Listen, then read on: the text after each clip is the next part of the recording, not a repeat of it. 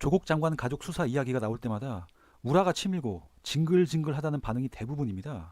촛불이 권력을 쥐어줬는데 왜 행사하지 못하냐고 분통을 터뜨리기도 하십니다. 맞습니다.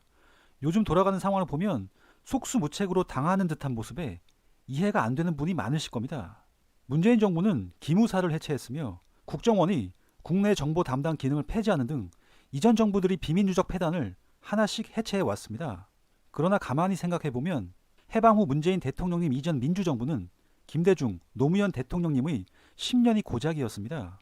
소위 보수 정권은 이 기간을 뺀 나머지 시간 동안 사회 곳곳은 물론 국가기관을 장악하며 기득권 세력을 주요 자리에 설정해 놓았습니다. 그 결과 사법, 검찰, 입법, 그리고 언론 권력과 자본 권력까지 모두가 문재인 정부와 긴장 관계를 형성할 수밖에 없는 구조가 된 것입니다. 쉽게 말해 촛불의 힘으로 문재인 대통령님과 행정부 권력 하나만 겨우 얻은 것입니다.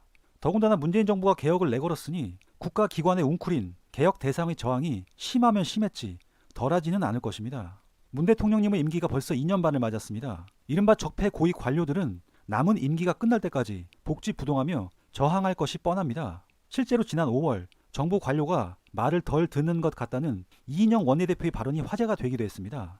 집권 세력의 정책 방향대로 관료 사회가 움직이지 않는다는 고심을 드러낸 것입니다. 이런 상황에서 공정과 정의를 내건 문 대통령이 정도를 걷지 않는다면 야당의 정치적 역풍이 빌미를 제공할 수 있습니다. 이는 촛불 정부의 검찰 개혁 등 쇄신 정책이 좌초되는 결과를 초래할 수도 있습니다. 현재 대한민국은 대통령 한 분과 행정부 권력만 바뀌었을 뿐 기득권 세력에 둘러싸인 실정입니다. 따라서 우선 공수처 등 검찰 개혁 법안의 국회 통과를 통해 고위 관료의 복지 부동을 타파하고 총선 승리로 문재인 정부에 힘을 실어줘야 합니다. 공수처 신설로 고위 관료 처벌이 용이해지면 복지 부동도 누그러들 것이고 총선 승리는 국민의 뜻이므로 개혁에도 가속도가 붙을 것입니다. 따라서 더민주 국회의원들이 보다 능동적인 태도와 총선 압승을 위한 깨시민들의 지혜가 필요한 시점이라고 생각합니다. 이 과정에서 최민희 전 의원의 말처럼 지치지 않고 분열하지 않는 것도 매우 중요합니다.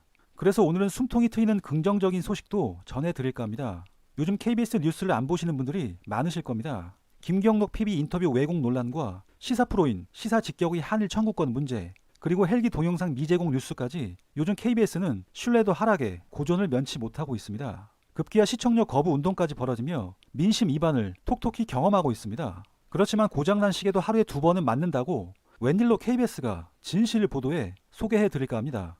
KBS 뉴스가 문재인 정부 출범 2년 반을 맞아 한국 리서치에 의뢰해 여론조사를 실시했는데 임기 전반 국정 운영에서 긍정평가가 49.7%로 46.6%인 부정평가를 앞질렀다는 소식을 전했습니다. KBS는 이를 두고 국정 운영에 대한 긍정과 부정평가가 팽팽한 것으로 나타났다고 해석했지만 야당의 목리와 기득권 언론의 왜곡 과장 보도 속에 긍정이 우세한 것으로 나온 것은 대단한 결과라고 생각합니다. 실제로 국회에선 야당의 반대로 법안 통과율이 30%를 넘지 못해 문재인 정부에 대한 발목 잡기라는 비판이 거셌습니다.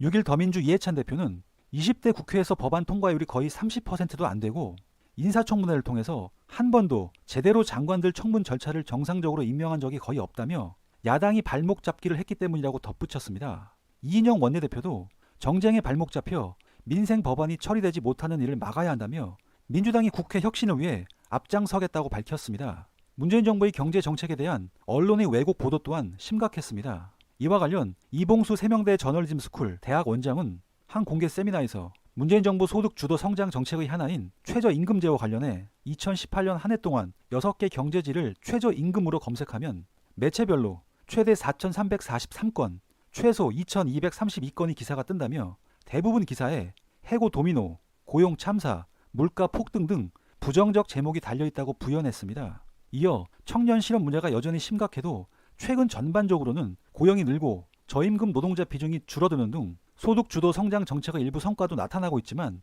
보도하고 싶은 것만 보도하는 프레이밍 현상이 경제 현실을 왜곡하고 있다고 비판했습니다. 이봉수 대학 원장은 언론의 자유도가 높을 때 가짜 뉴스가 창궐하고 신뢰도가 떨어지는 현상이 벌어지는 데가 우리나라라며 극우 유튜버들도 심각한 문제지만 영향력 면에서 보면 기성 언론의 책임이 더 크다고 지적했습니다.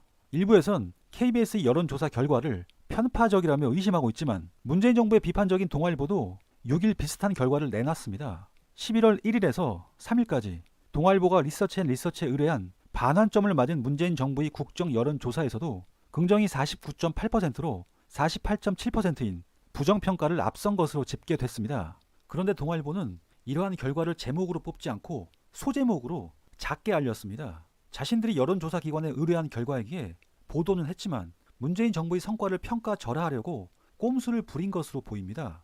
이처럼 촛불 정부를 둘러싸고 있는 현실은 녹록지 않습니다. 그러나 문재인 정부의 성공은 국민의 성공이기도 합니다. 압도적인 성원으로 문재인 정부의 성공을 기원해야겠습니다. 이상 소식TV였습니다.